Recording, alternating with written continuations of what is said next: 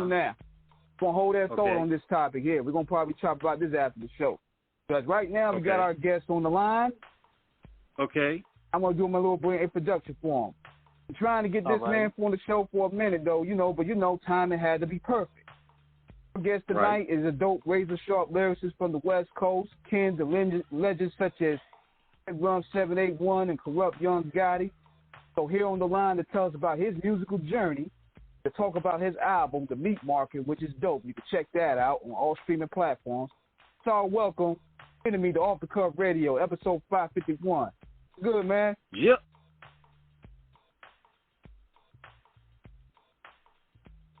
Hold on, gotta make sure you get me. Hello. Okay. Hey, you on?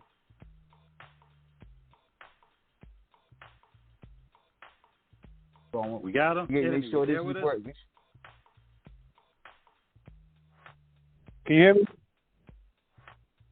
Yeah. All right. Yo, we hear you. Yeah. Hold on, let me turn this fan off. Okay. All right.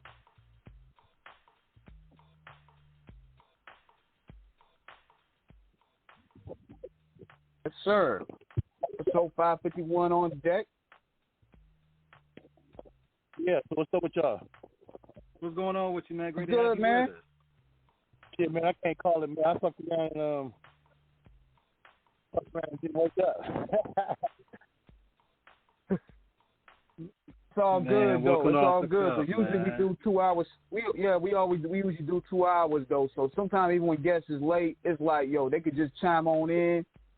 You know what I mean? And just mesh well with the show. But nevertheless, man, welcome to Off the Cuff Radio. It's been a journey to get you on, man. How you doing? I'm good, man. I'm hard at work, busy and shit, man. Trying to put all this shit together, man. It's it should be tedious, man, because it's just me doing this shit, man. I don't have no big ass huge team, like I used to, but I'm doing it now, but it's a little better now, but it's just me putting all this shit together, man. But I got people helping me like day one, so it is what it is. But it's cool, man. How y'all doing, man? We all good over here. Yeah, we good, man.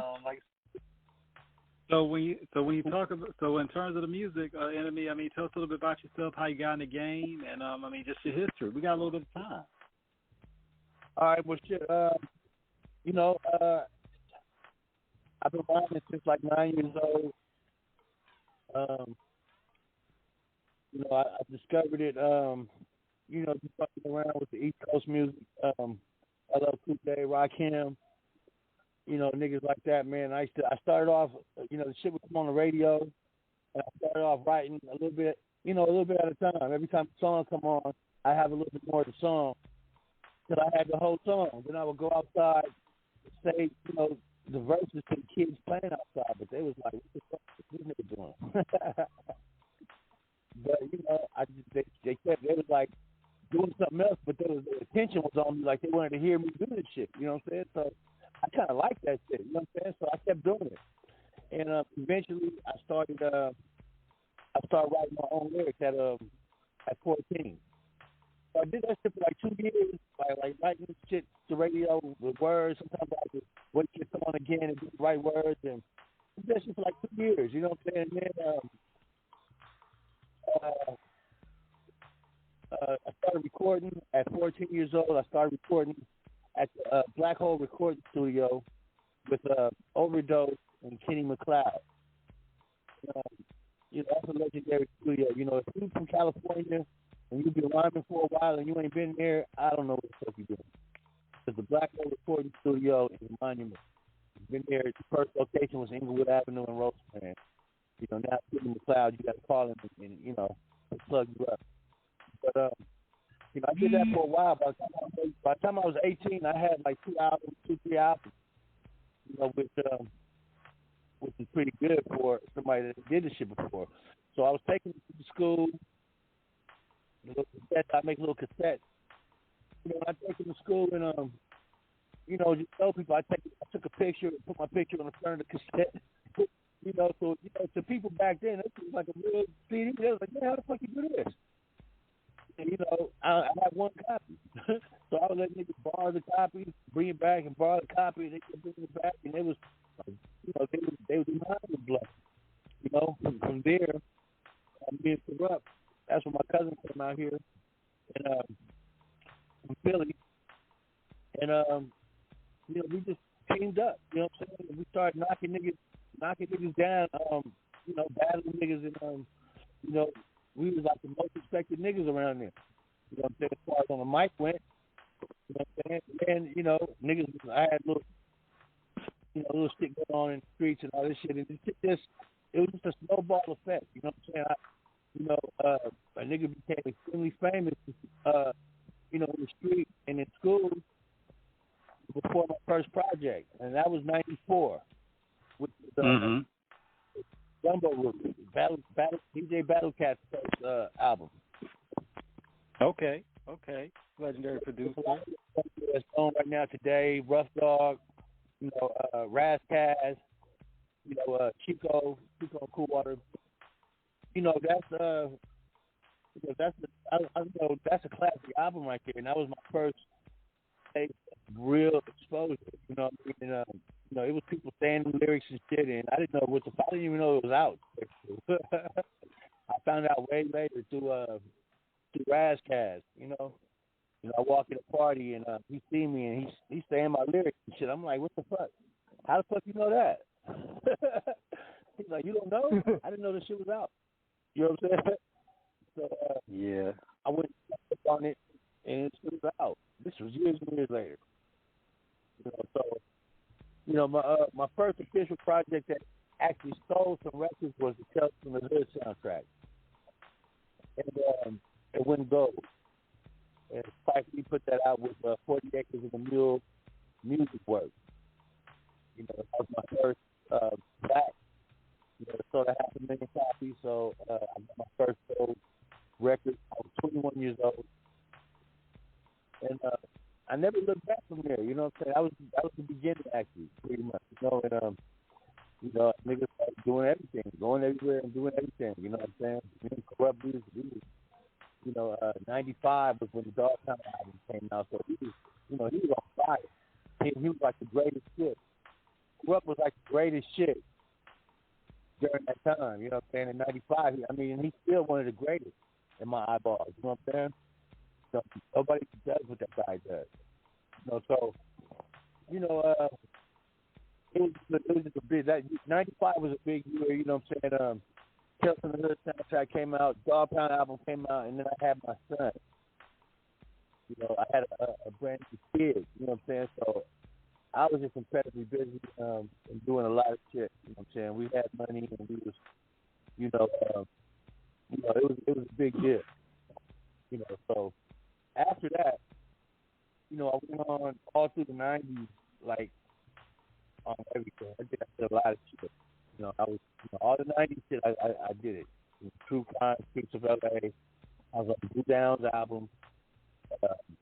You know, I did a lot of shit in the 90s. I did a lot of features and a lot of rapping. I went to a lot of parties and I did a lot of rapping and battling niggas and just embarrassing niggas for years.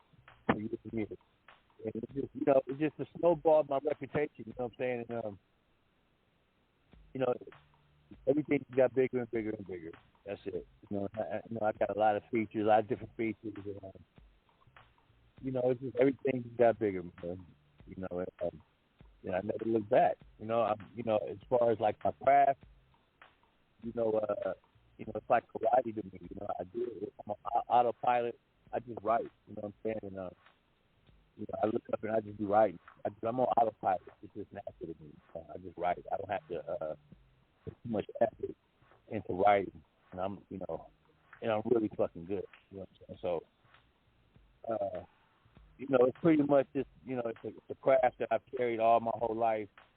You know, it's not something that I see everybody else doing and I want to do it now. It's not nothing like that. This was something, the rapping was something that that I did in my life.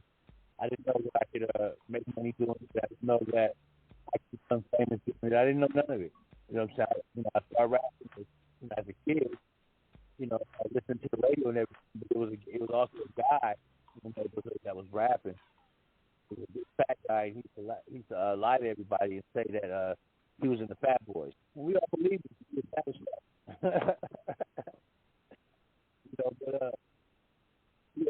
but he would rap in the head about any fucking thing. People paying him to show up at birthday parties and all kind of shit, and he would rap off the top of their head. And that was the first dude that I ever seen do that, freestyling shit. I was a late freestyler. Most of my shit was paper, but eventually I started freestyling, and now I'm really good at that.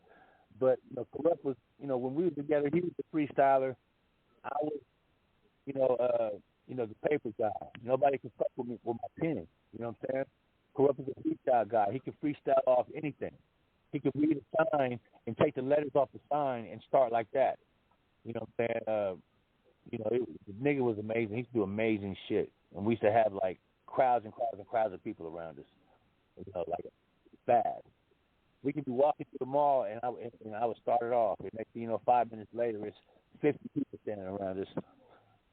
It's just something that I do. It's something we did, always did. We was always top of the line doing it. That's all I've been with me. When you look at the art form today of freestyle and NME, how do you feel in terms of where the art is and how it is respected or not respected by some of today's artists? That's a good question. I feel like people. I feel like people got the wrong idea of what is most important when it comes to spitting your shit. Paper is the strongest form of writing. You get your pen and a paper and write that shit down. All that shit is concentrated thought. You know what I'm saying? You had to sit down and think about it. You had to give it the green light. You had to say, this is good enough. I want people to hear this. And then green light it. But if you green light something and you writing the shit ain't good enough, or it's mediocre, or the shit is whack, or it's not to your ability, and you give it the green light, that fucks you up bad. Because it tells people that, hey, this is good enough for me, and I know it's good enough for you. But it's not. So a lot of people feel like when they freestyle, it's a bigger skill than writing, but it's not. They feel like whatever you can think of off the top of your head as fast as you can, whatever you come up with, that's real rap. But that's not. The real rapping is the concentrated raps. What you stop and think about. You know what I'm saying? Freestyle is cool, but it's child's play when it comes to being a master of your craft. You gotta have a pen. If you just freestyling all the time, you're not really doing shit. You know what I'm saying? People praise that shit, but it's written is the best form of spitting. I was writing for Diamond Ice Girl when Eazy-E was alive for the group GBM for Eazy-E, and Eazy used to come and scoop me up and bring me to the girls like 2 or 3 times a week, and he would drive me. He would come pick me up in South Central, and we would drive to a street called Motor in Culver City. And I would stay there, for as long as possible. We used to have a lot of fun in there, you know what I'm saying? It was me, Diamond, Silky Fine, Big Chan, and T-Ski. And we used to clown. We used to have so much fun, you know what I'm saying? Rest in peace, Eazy-E, my bro. And, I did a lot of writing. I'm exclusive, though. I don't write for everybody. You just can't walk up to me and be like, hey, I got this much money. Can you write for me? Because 9 times out of 10, if you're not already spitting the right way, I'm not gonna do it. I gotta, I'm exclusive. I still do shit for Diamond, and she got some new shit coming. But I'm really careful about who I write with, who I perform with, who I get on songs with. I used to just jump on shit with people, but I don't do it no more. I feel like it depreciates value when you vibe with everybody like that. And that's what you do. If you make it, What you what you said in me is real, because a lot of times we see artists get caught up in the finances and the fame, but they don't look at the integrity and the longevity, and that their brand is the most important commodity that they possess.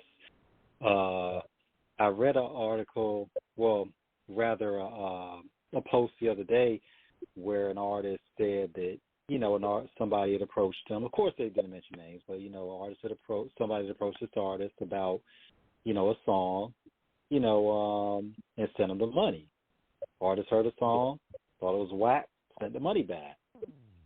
Yeah. You know, and the fact is that whether you write for somebody, and we know people have written for people in the game. It's just not a secret.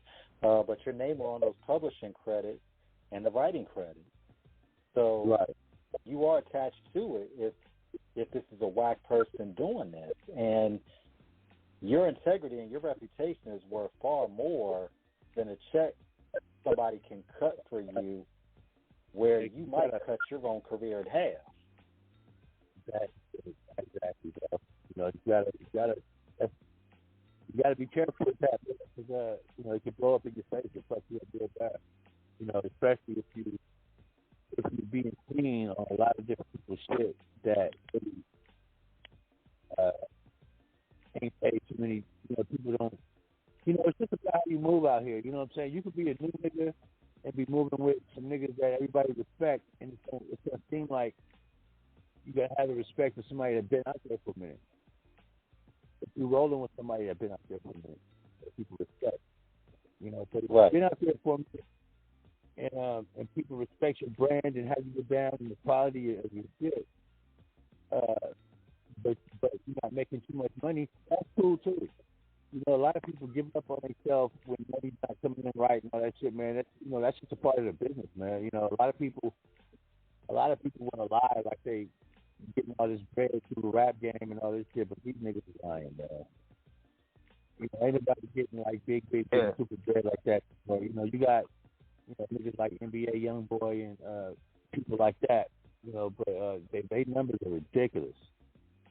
You know, these niggas ain't waiting on a digital royalty check that ain't even $100. You know, so it's just about how you the game has changed. It's just about how you leverage in everything, man. It's got to be a balance. You know, the key to the game right now is, just put this shit out. The more catalog you have, the more money you can make. You know, it's like building a store. You know, you start off with a jar man or a bottle of ketchup and shit. That's all you got. And at the end of the month, you got ketchup, mayonnaise, mustard. The next month you get your bread, your meat, and then you just start building it up to pretty much till everybody wants a fucking sandwich. You could be on autopilot. You don't have to, promote as much, and you don't have to do shit as much to get your shit off the ground. Right now, I'm just putting out, I put out, the meat market, and it did pretty well. I got NME EP, NME Epic. And people really like that one. That one's like NME Epic is an album that I felt like I had to put out because I have songs that are classic songs that I never released that a lot of people know, but it wasn't available and they didn't know where to get it. So, I put all these songs together and I put them all on one album and people really love that shit, And I really appreciate y'all for playing it, And then last Halloween I put out a song called The Curse. That is a werewolf song where I actually turn into a werewolf on the song, and I tell a story about South Central werewolf, how shit happened, and that's a really good song. Nipsey came to my session when I recorded that, and he sat there and just watched everything, and I really appreciated him being there. I was over there I was in the '60s on a street called Bryanhurst, recording with a dude named Sel. I did 6 songs over there. Nipsey Nipsey came to 2 of my sessions. And no, I'm lying. He came to 3 of my sessions. The third session, he sat on the porch outside the whole time. But yeah, Nip came to one of my sessions that I did the werewolf song to. And you know, I put that out on Halloween, and then now I'm about to do a single called "What They Hit Me For." It's a Dice Game song. I got the idea. Ice Cube had a song called "What They Hit Me For" back in the day, and I kind of just like repurposed the idea and modernized the song. It's produced. It's the Day One production. It was produced by Mel and G. Mel this time deal with IPA. So I'm kind of glad that we did that work. You know, it's a dope ass song. It'll be out in a minute. I'm getting my artwork together. I'm trying to decide what we're gonna do. You know, it's a lot to it. You know, I put make sure that, you know, people just get quality. I'm not the guy that's going to keep putting out song, and covers are garbage, and you know the album's not mixed right. You know, I'm a quality dude. You know what I'm saying? So I gotta have a quality shit, and I'm gonna sell you some bullshit, and if you like it.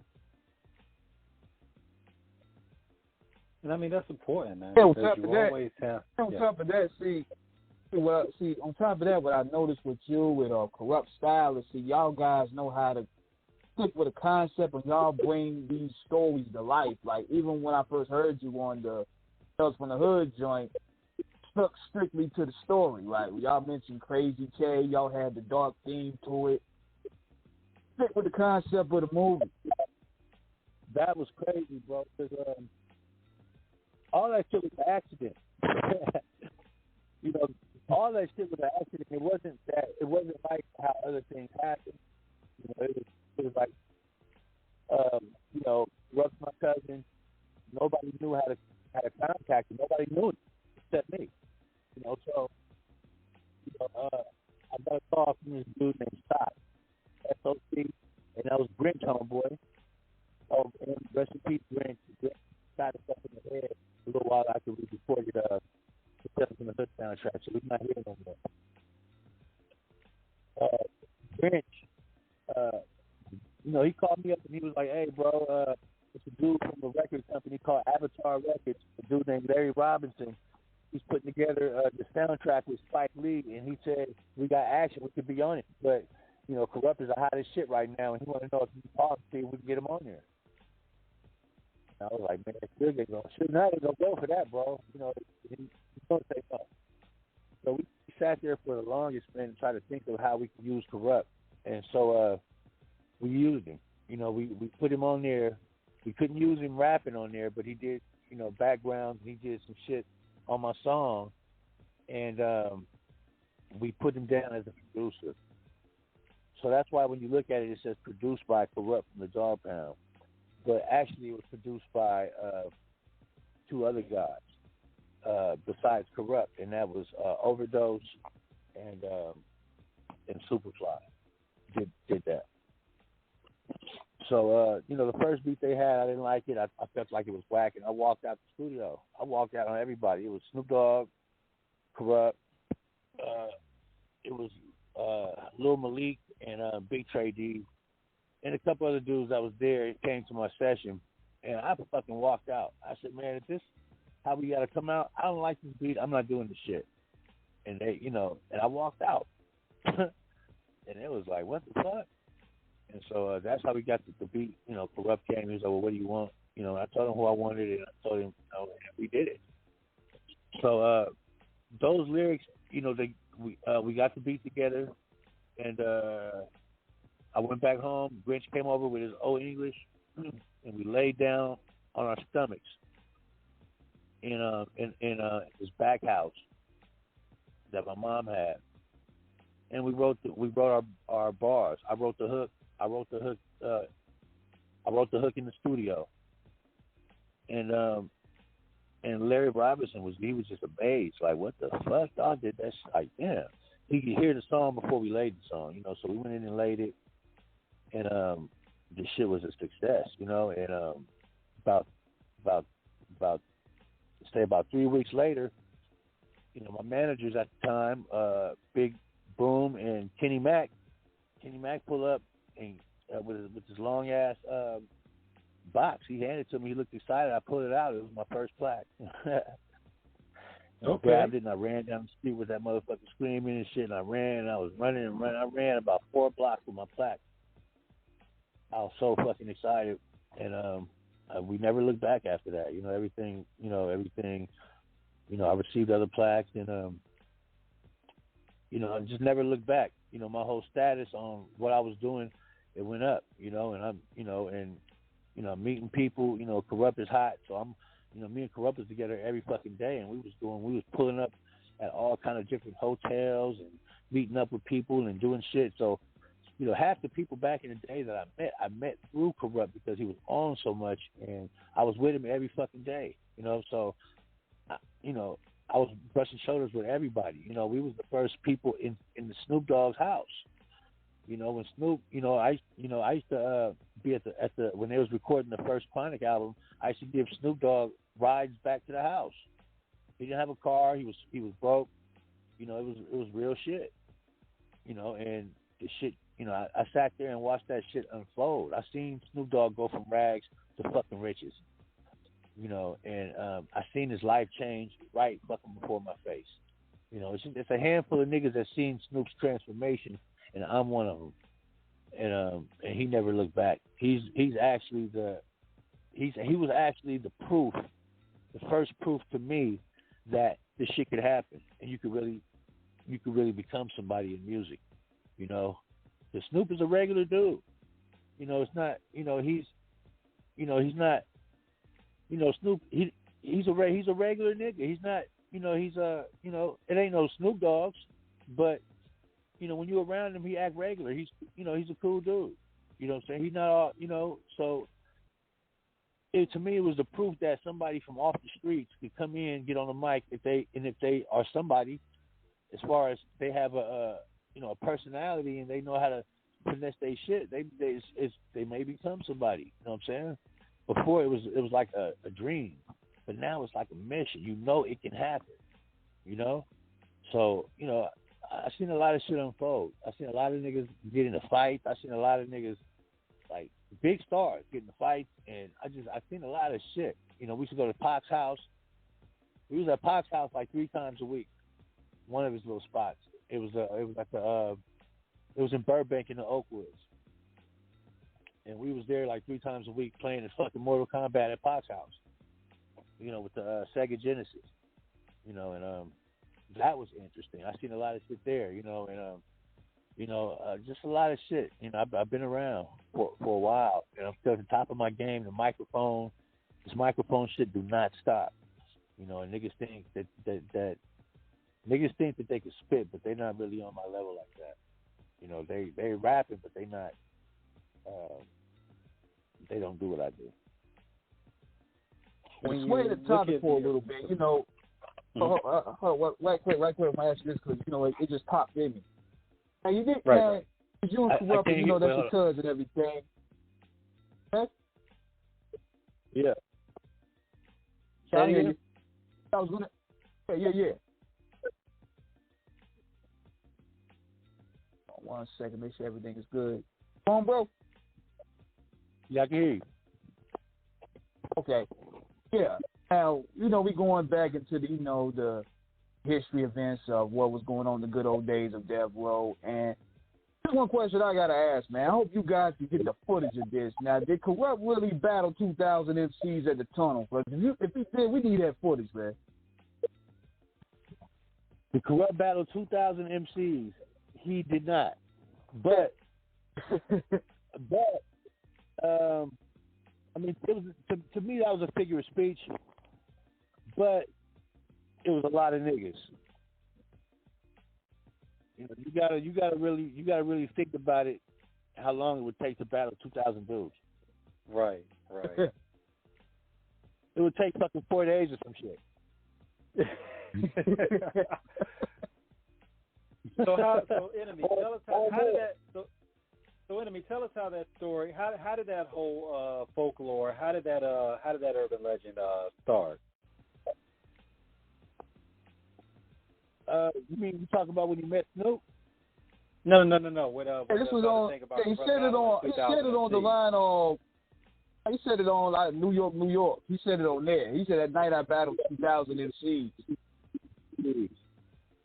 Can't none plus with the DPG. Yeah, that was, that was just something he had said. You know what I'm saying? But for sure, we done battled more than that. Gotcha. You know what I'm saying? But that was for the song, and but we MCs that can say shit like that. You know what I'm saying? Because we've done it. We battled thousands of niggas all over LA. Me and Kurupt used to we used to ditch school and go to the malls and to the beaches and places like that and look for niggas that look like they rap. And if we seen a nigga that looked like they rap, we would ask them, "Hey, bro, you rap?" They'd be like, "Yeah." "All right, come over here." And we would serve their ass up.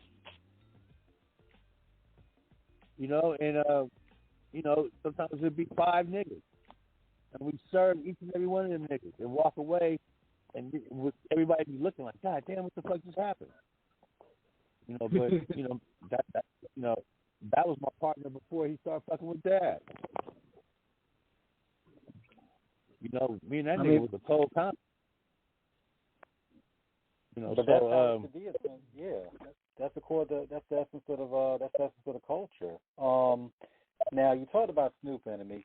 When you talked about when you met Nip, and you said Brian Hurst, and automatically thought of the legacy that Nip left behind, of course, with Brian Hurst, Baby, and Shooter. For our listeners out there, if you have not heard those two on 60s Anthem, oh my God, you need to do yourself a favor and listen to it. I live in the 60s actually. Yeah, man, them boys are serious. Rest in peace to G.I. Joe. We interviewed him a couple of years ago. Shout out to Pat-Man, the Gunman, Jay Stone, of course, Brian Hurst, Shooter, all of them out there, man. What was it like meeting Nip in terms of, because you talked about when you met Snoop, what was it like meeting Nip in terms of, what was it like to watch his growth? Man, Nip is, his energy is, he has, his energy is like, it's incredible, bro. Nipsey wasn't, he was a man of, like less words. He didn't say a lot. He didn't, unless he was standing there with niggas that he's been fucking with for a while, he don't say much. He, every time I seen him, it was niggas talking to him. He wasn't talking to niggas. And he would just be listening and laughing and, sitting there and shit with his socks pulled up all high and shit. And he had to, he used to pull up in little nice cars and shit like that, and when he pulled up, everybody would be like excited as fuck. And first time I seen him, I looked him dead in his face and I was like, "Bro, you look like young Snoop, like a motherfucker." And he just stared at me. He didn't even say nothing. He just looked at me. He didn't say a lot. He didn't say much. And but his energy he had a cold energy to him. He was he was a real dude. When he spoke, he made sure that it was understandable. He would speak in a way that whoever he was talking to, it was understandable. He didn't want to say shit that was gonna go over your head. Right. So he chose his words carefully, and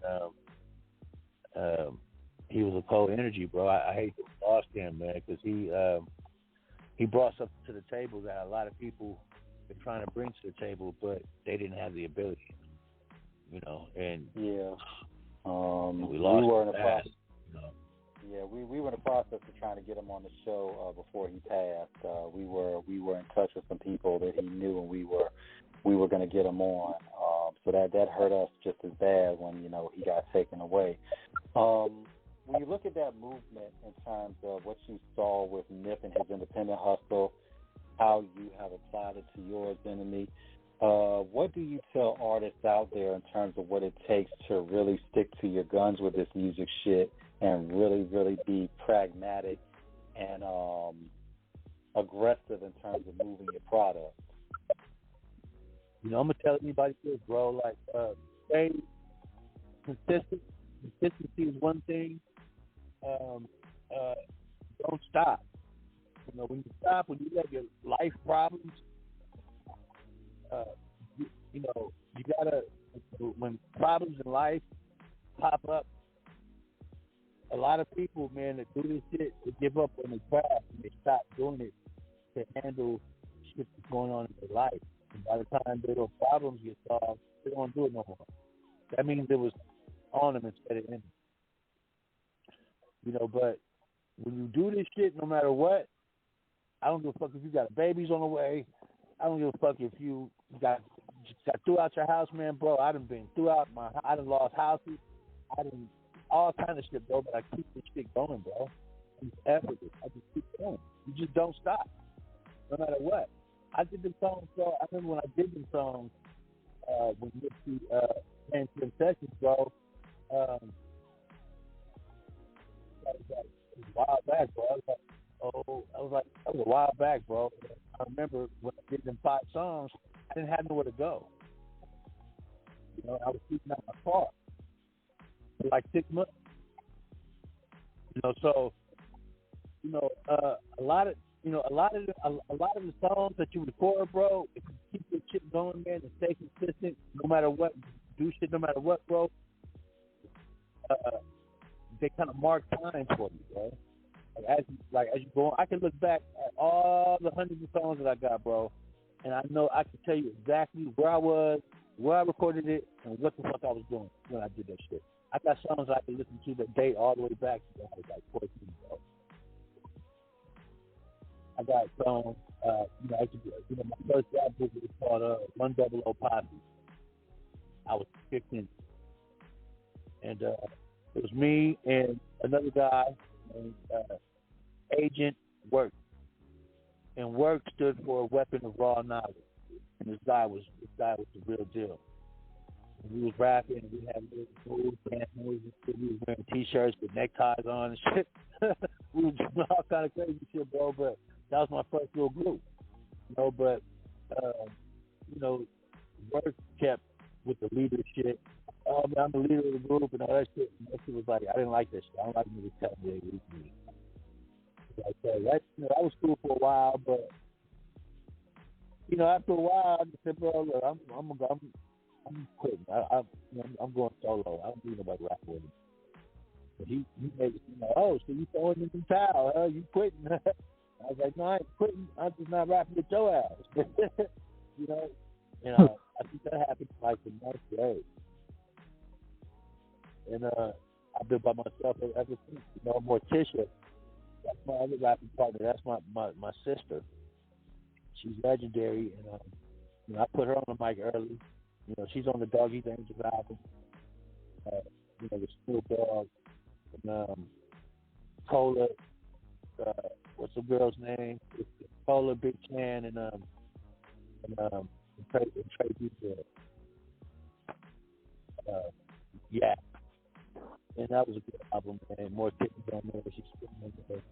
And that's my real rapping partner. That's my biological sister. We got the same mother and the same father, and she's pretty much the female me. Her and Rage hang out, and to me, her and Rage, are the greatest rapping writers as far as women go, as far as anybody go, really. They're great. It's like, and Rage being in public eye view, like one of the greatest to ever do it, like really, really, really respect my sister for what and how she does her thing. And pretty much you really have no choice but to respect how she spit because her spit is stupid, and it's like, like, again, it's, some people, they're good, but they look like they're trying so hard to be that good. We spit that shit, our shit is epic, Our voices have changed. We got the same fucking voices since we were 7 years old. So,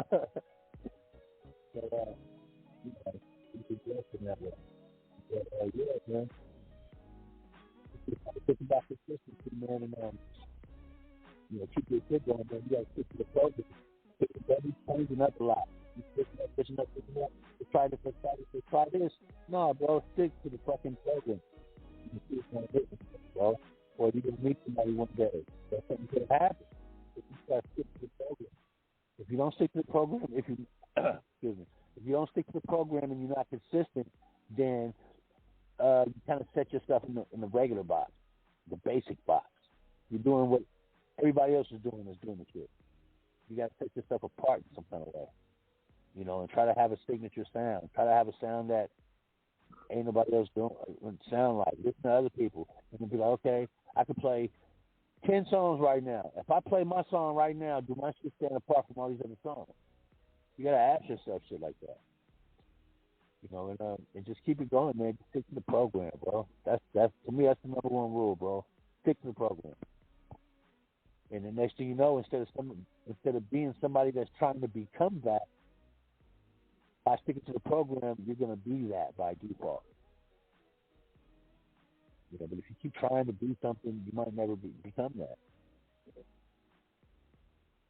You just gotta do it. And that's facts. You got to be able to really commit yourself to it. I mean, a lot of people that you've mentioned, we've had the pleasure of interviewing, you know, yourself included. I mean, you mentioned Rav Cash, you interviewed, you know, Cognac, you know, Big Chan. You know, we've had them all on. You know, we've had them all on the show.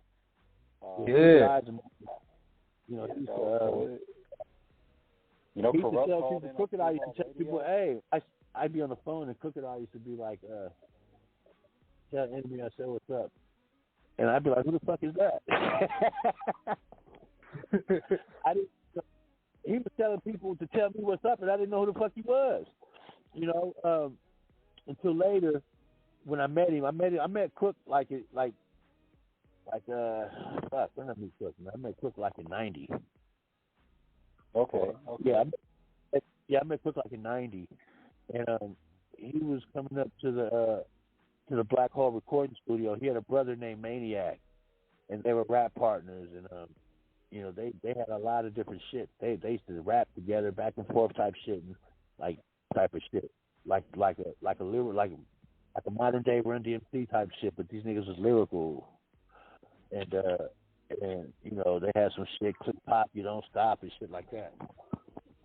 And Crooked Eye was the only nigga that was spitting on our level that was not from our immediate circle.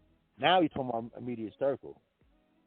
But back in the day, you know, Crook was, I didn't even know he was from. He was from Long Beach. You know, he would pull up at the studio, they jump out the car rapping and just turned up. But the nigga, he was the only nigga that was spitting on our level that was spitting like us. That can rap behind us and don't sound primitive. Was the only nigga doing that.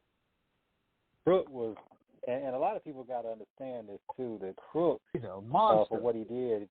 Yeah, and he had his record deal at 17 on Virgin Records back in the day.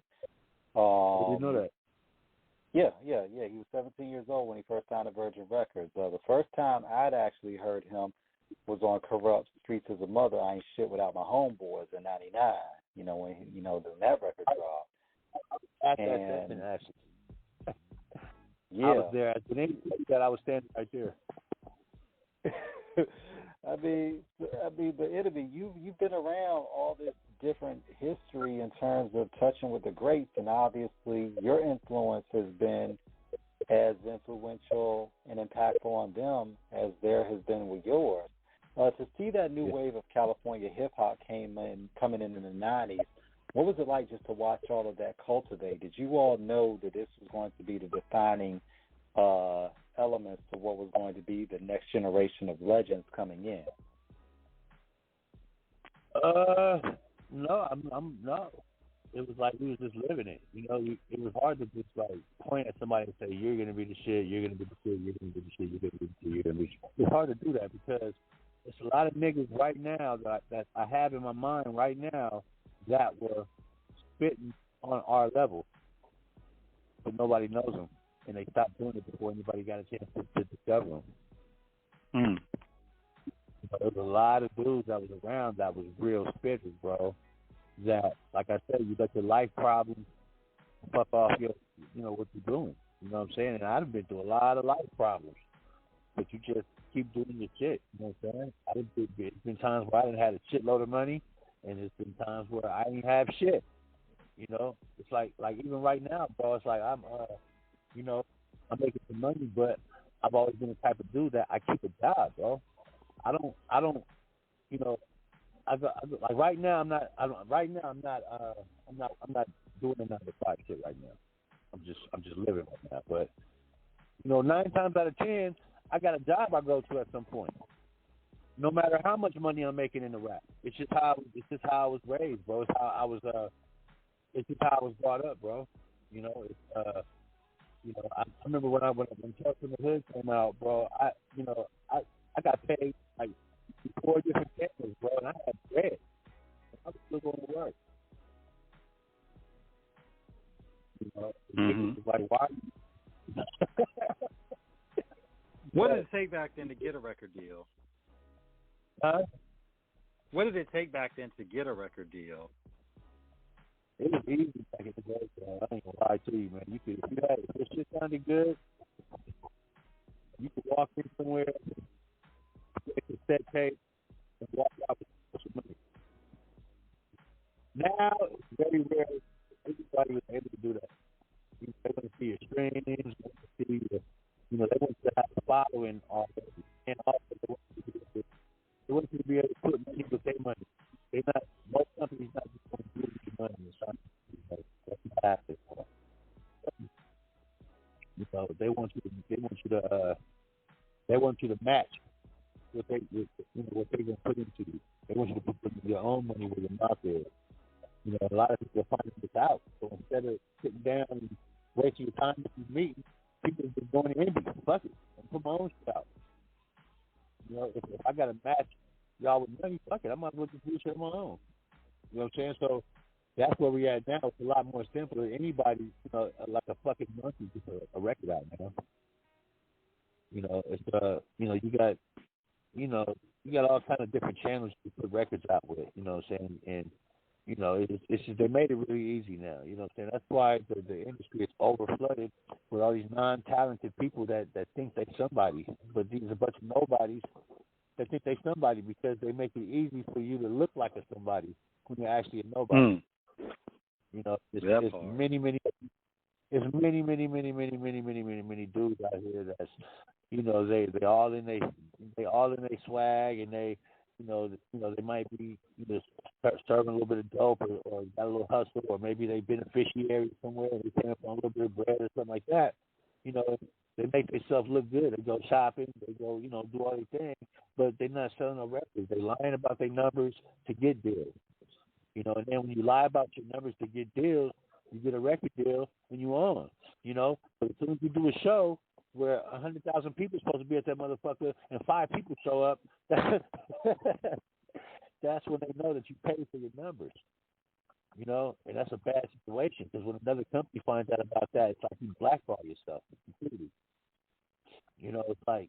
And you know how them numbers be jukes. Them numbers be jukes for real. Like, you be seeing these guys, got like, then within like 3 or 4 hours, they have like 5 million views. Then you see all the comments be nothing but bots.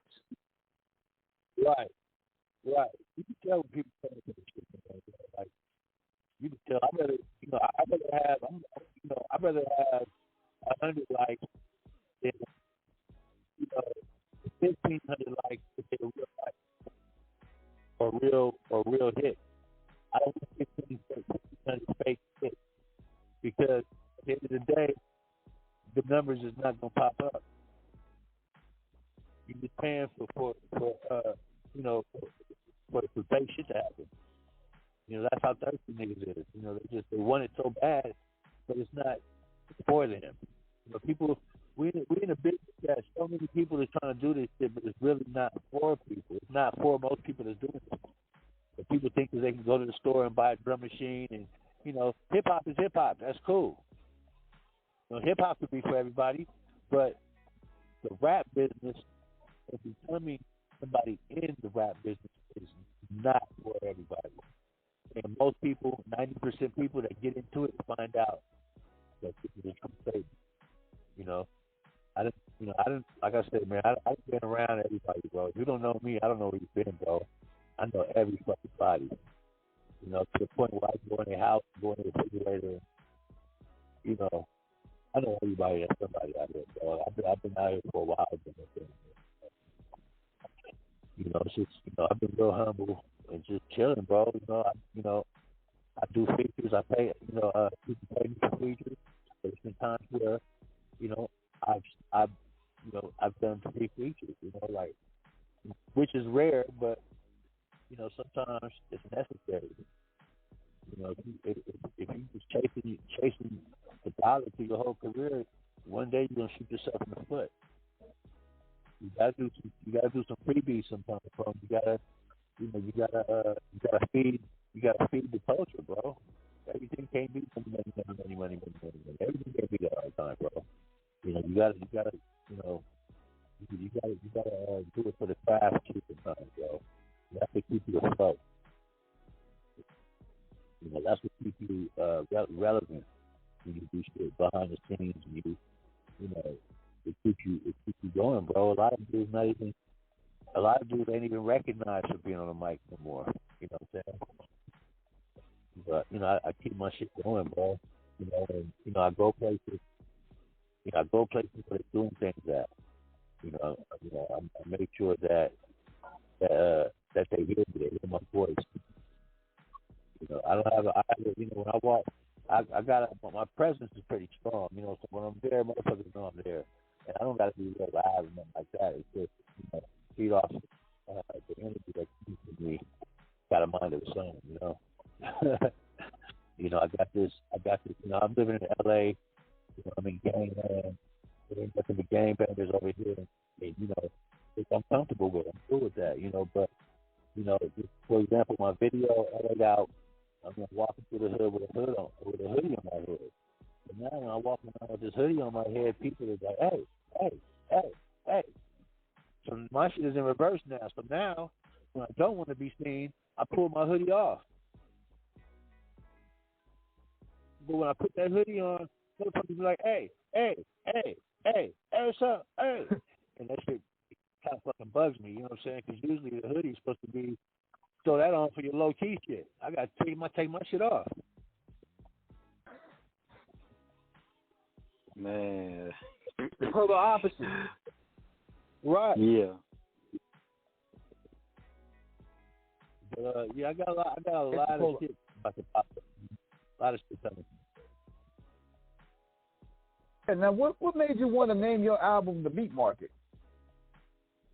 It just came to me one day, like my son's name, bro. It just came to me. I was just sitting there, and it just hit me. Same thing with my son's name. You know, my son's on the album, and he's on like 4 songs. You know, his name is The Great, and you know, same way I named him, bro. Me and his mom was just sitting there, and it just hit me. Pop! I said, "You named him right." She was like, "All right," and that was that. Same thing. I was just sitting there one day, bro, and it just hit me. Bam! The Meat Market. I said, "That's it." It was that simple. You know, we recorded that shit. You know, I recorded that album. It's all over the place, bro. You know, Badass. That, you know, being bad, rest in peace. Bad in my house, man. And, you know, he spent the night for a couple weeks at a time, man. Me and Bad would have a ball at the house. You know what I'm saying? You know, smoking and drinking. I had 3 barbecue grills in the back. I had 3 bedrooms. I had, you know, a lot of women in my house, and you know, we used to have a ton of fun over there, bro. And we ended up recording the song in my bedroom. And it's a weed song. Mr. Grimm. Mr. Grimm did the beat. Actually, Son did the beat, but you know, it's by Mr. Grimm. And we recorded that, and then we got Ground Zero, Ground Zero's Me, Slip the Phone, rest in peace, Red Rum, 781, rest in peace, Kurupt, Bosco, Lil Lee, and Mortician. That song is my biggest song on the album. We got a ridiculous amount of hits. And he died, Ron died right before we was going to do the video. Slip was already dead. That was Slip's last verse on that song. And Ron died right before I was going to do some video shit to that. So then when he got sick, Ron used to call me every day when he was sick, and he was, he was in bad shape, man. He was, his voice started changing, to the monster type of shit. Like, you couldn't even tell it was him on the other side of the phone.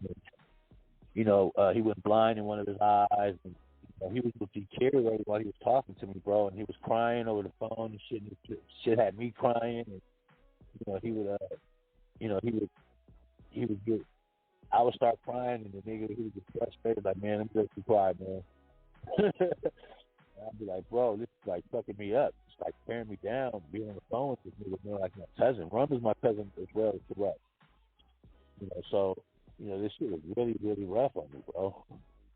And shit was just rough, man. And he ended up dying, and he told me, man, bro, I'm on my way out, was his words.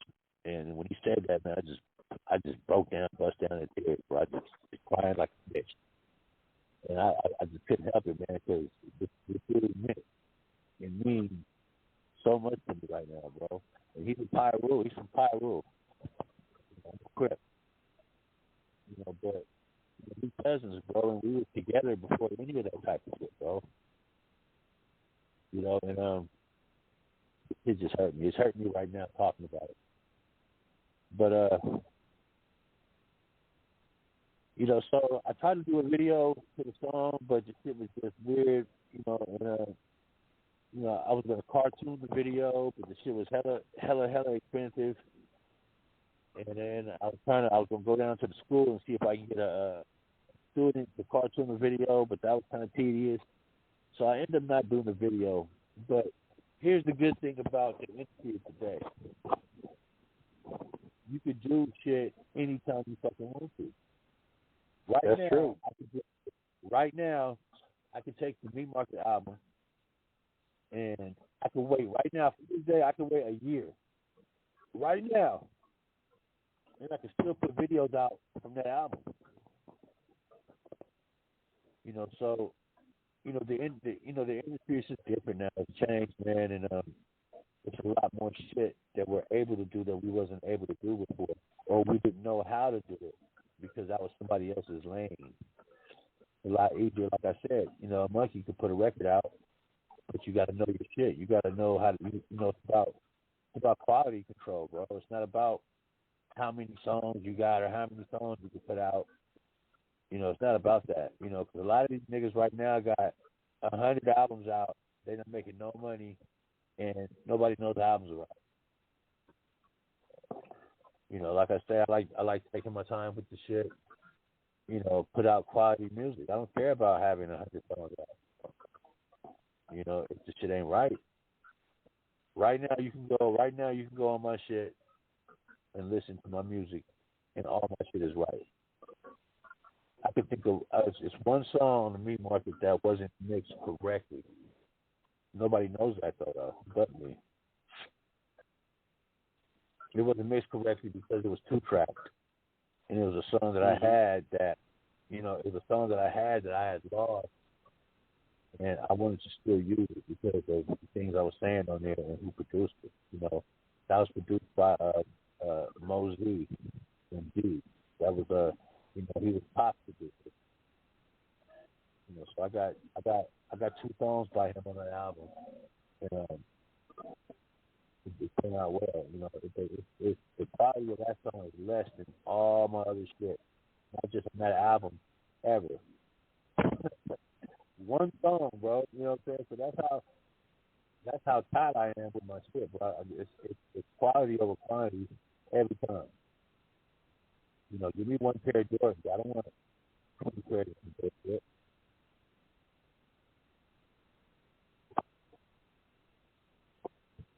Well, and ultimately, as you go along, I mean, is there anybody that you want to work with that you haven't worked with yet? I'm glad you said that, bro. Actually, no. You know, there's people that I would work with, but there's not nobody like I have in mind that I like. Oh man, I gotta work with him. I want to work with him. There's nobody like that right now. You know, but there are a handful of people that I would work with. You know, it's a couple of people that I want to do more new shit with. You know, I want to do some shit with my homie RBS. I think that would be extra hot. You know, RB, we got a couple, but you know, they're other type of songs. I'm not, you know, RB is a man and shit.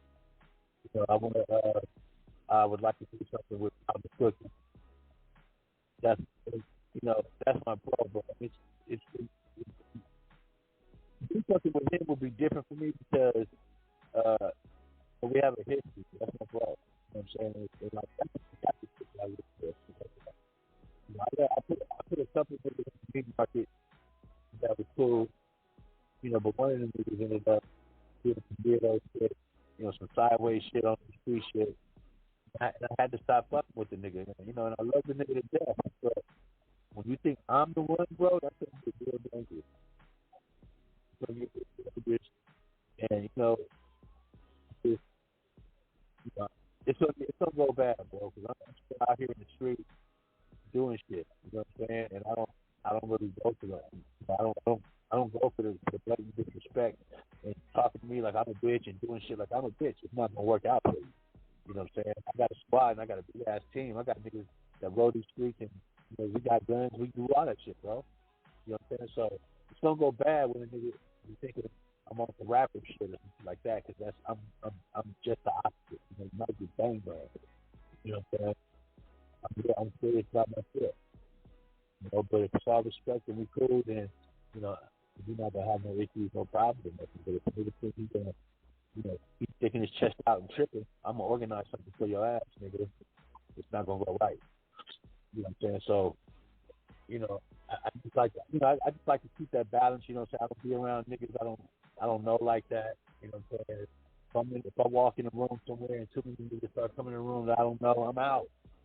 You know, so I don't hang with a bunch of niggas I don't know and give niggas time to be plotting on me and all that shit. I don't do that. It's gonna go bad. It's gonna go bad. You know, just stay away from niggas that ain't solid.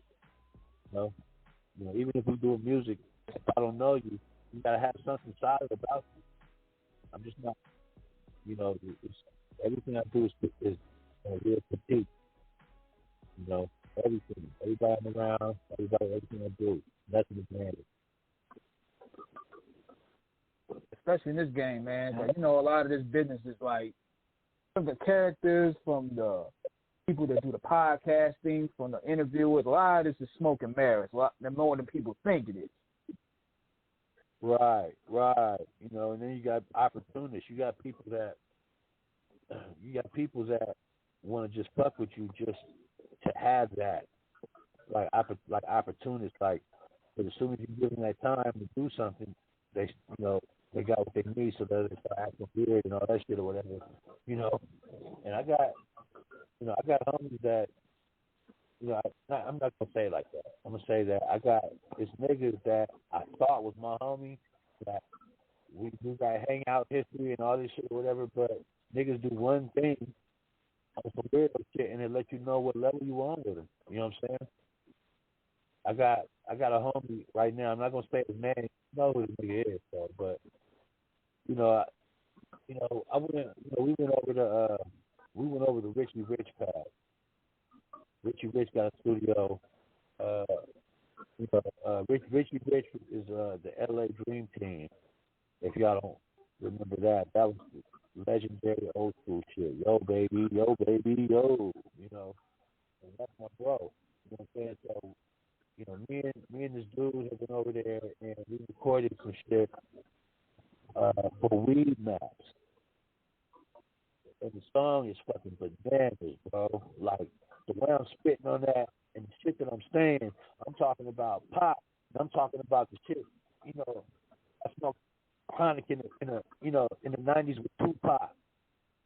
Check out my weed game. It's the same as Snoop got. You know, I'm spitting shit on that shit, and, but I never got a copy of this shit, right?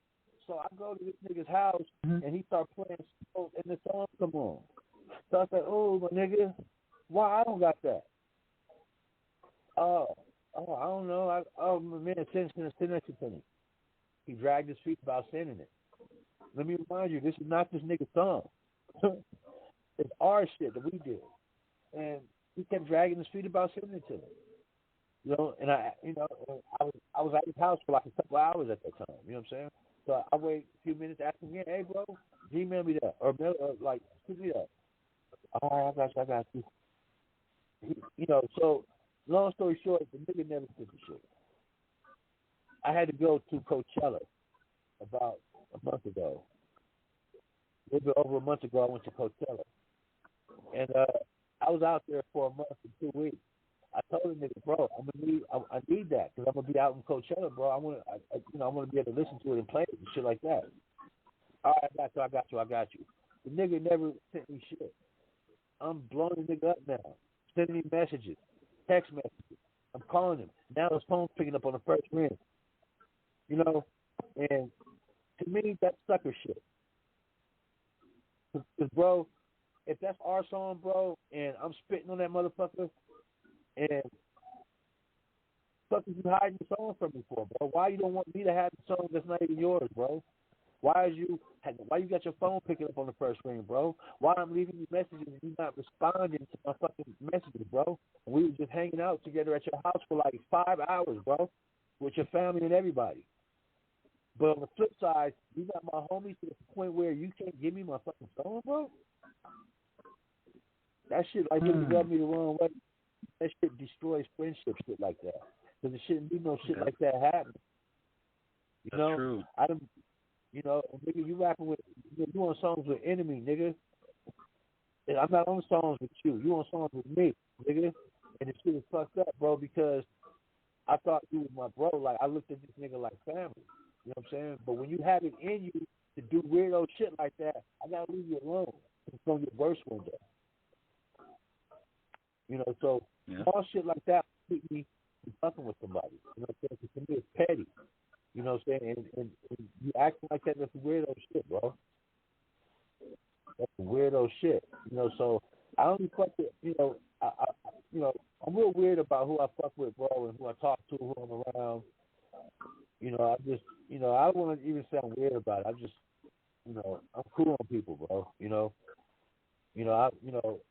I fuck with you if you humble and you cool and you not on no bullshit. I don't hear you say no bullshit before I decide to sit down with you. But you know, I'm really careful about who I'm around, bro, and who I put my time towards. Even if it's the little shit, even if it's the shit that don't matter, I make it matter. You know, because you can't. And that's how it should be. You know, you can't be around anybody, bro. You know, so you gotta set the bar. You gotta set the bar of quality. You gotta set your do's and don'ts. These are the do's and don'ts that are allowed that people do when they're around you. Certain shit is out. If I'm around certain niggas and they start doing certain shit that's out, you gotta go around about it. So I just sit there and be around anybody, bro. You know, if I'm on the phone with you, then at one point I respected you as a person, and we were serious. But it's, you know, I don't fuck with people that do not, bro. You know, even I turn down money and everything, bro, because you gotta be right. Well, you gotta protect your energy. You gotta protect everything in terms of, you know, all of that, man. I mean, you know, you gotta protect all your, you got the wrong protect people. your work because exactly, Max, because people don't realize that when you're doing collabs with people, these niggas ain't BMF, these niggas ain't BFS. This is business. You know what I'm saying? Unless it's like it's family or unless it's cliquish. A lot of people, for the most part, these collabs today is based off business. It's not based off respect nowadays. That's right. You know, and then there's still a lot of people, man. They studio life. That's another thing, bro. They want that. They don't really care about the music business. You know. They just want to be able to come with their weed and their drink and sit around, niggas smoke, talk, chill. It's like for the fucking social event. But a lot of people are into that. You know, like, you know, that's what they in it for. Is just the social shit. You know, they do it for a little while and then you don't see them no more. You know, but you know, like I said, it's a lot of history and a lot of shit I could talk about. But you know, Jay One said he gonna give me Vlad interviews and shit like that, and I got a lot of shit to talk about. And I saw a lot of shit.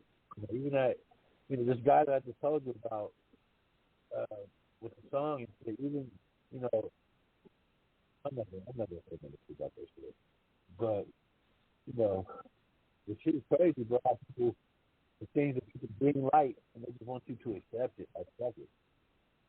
You know, but I'm not gonna do it.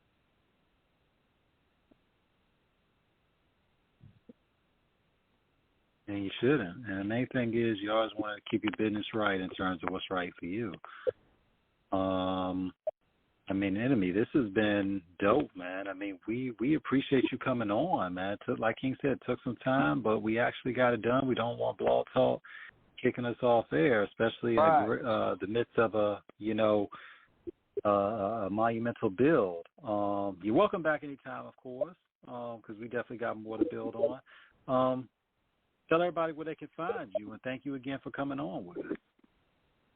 All right, man. Right now, I'm you know, all my shit is in reconstruction right now as far as like where to go and everything. But right now, you can find all my shit on Spotify. My shit could really be everywhere right now, but I'm kind of like positioning certain things or whatever. But you can find all my material, all my albums, everything is on Spotify right now. My shit is on YouTube, Apple Music, everywhere you can find it. THENME. That's about it. Definitely, man. All right. Definitely, man. We definitely appreciate you taking the time to join us, man. And it was a dope build. All day, man. Thank you for having me. I really appreciate y'all giving me this airtime or whatever, man. Is there anything else y'all want to say before I bounce? No, we good, man. We just appreciate you coming, man. And like I said, you know, we definitely got to get you back on for part 2. Once again, thank you so much. You know, we really appreciate it. Let me know. I'll slide back on y'all. Absolutely. No doubt, man. Yeah. For the meantime, y'all, I'm about to go in and knock this. I'm going to knock down this one more shot of moonshine since the Lakers lost. So, I'll have a good night. All right. All right, bro. Y'all take care, man. You too, man. Thank you again. Yes, sir. One.